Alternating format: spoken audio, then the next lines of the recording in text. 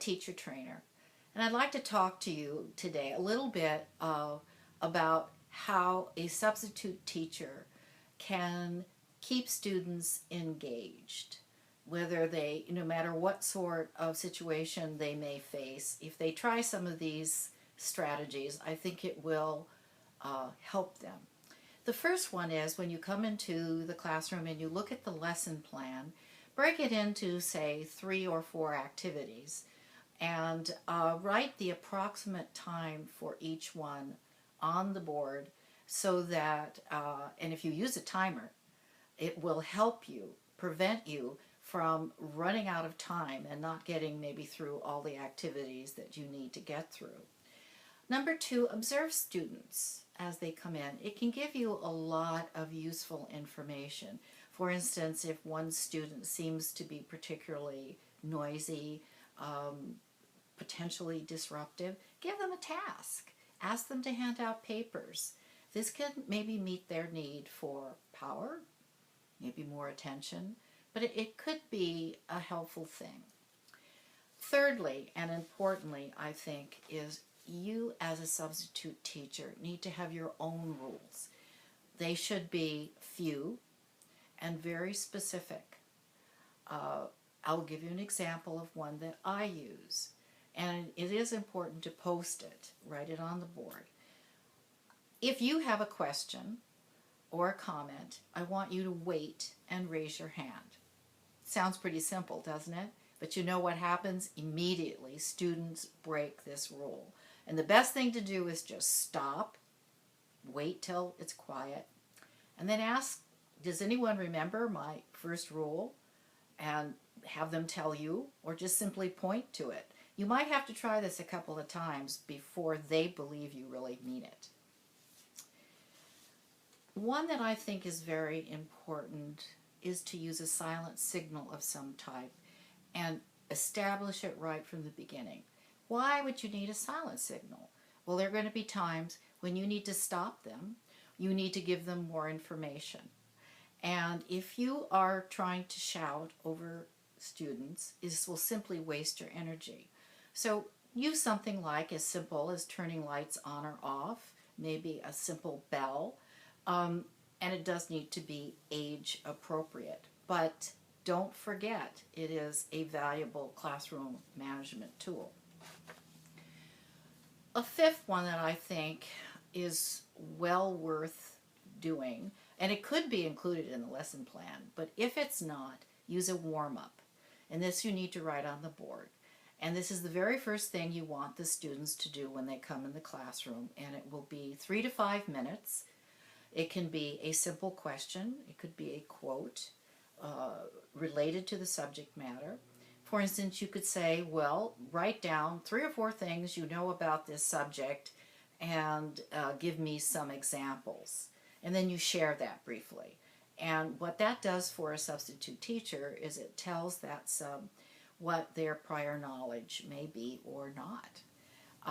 And you can use something like a KWL chart where 3 columns, the first thing you do in the first column, just write it on the board, ask them to tell you 5 things they know. In the second column, ask them to tell you 2 or 3 things they want to know, and then leave the last column for last. All right, another important one is face your students. Don't hang out behind the desk. Move around the classroom. And if you have students who are off task, walk up next to them. This can help reduce unnecessary talking. Also, you can lean down and quietly ask the student if they have a question. Sometimes students are afraid. They really don't know what to do, and they don't ask because they're afraid to. So just to recap very quickly on those last 2, face your students, use an overhead or a transparency if it's available, or a whiteboard, or write whatever you need to write in advance, and then face your students as you're discussing it. Move around. It's very important. And the last one that I'd like to mention is to build accountability. How can you build accountability? Well, for instance, if the lesson plan says turn on the video, instead of just turning on the video, you ask them to take notes. And you say, for instance, do it in a structured manner. I want you to write a 3-column chart, take out a piece of paper. First column would be the person, the idea, whatever it is. The second column may be a definition. The third would be an example, depending on the subject matter. Or they could do a Venn diagram, which is a comparison and contrast. And those both you can easily use. You don't have to bring anything extra into the classroom, but you're asking them to do something. Another one that I do with videos is that I tell them in advance, I'm going to stop every 4 or 5 minutes and ask you a couple of questions to see if you're paying attention. Lastly, you can tell them that you're going to give them a short quiz at the end of the time. It allows you to have some closure, and you can say this will be an example. I'll pass this on to your teacher to demonstrate what you've gotten out of today's lesson, and that helps you as the sub raise the bar and get them involved. I'm Sandra Elliott. I'd like you to check out our website, which is substituteteacherhandbook.org, or our Facebook. And we do have other videos that I think you will find to be very helpful. Have a good day. I hope that some of the ideas I've presented here will help you keep those students engaged. And very quickly, to summarize, the first thing you need to do is write an agenda on the board and keep to it. Secondly, observe students as they come in. It will make a big difference. Post your rules, whatever they may be, and you may have to practice with it. Use a silent signal. Make it age appropriate. Don't forget a warm-up.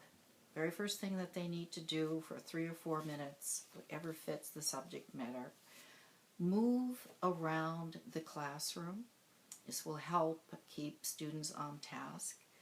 Remember to face your students. Don't hang out behind the desk. And build accountability. And you will find a lot of these ideas in our handbook. Make a difference in a day. Thank you very much. Have a great day.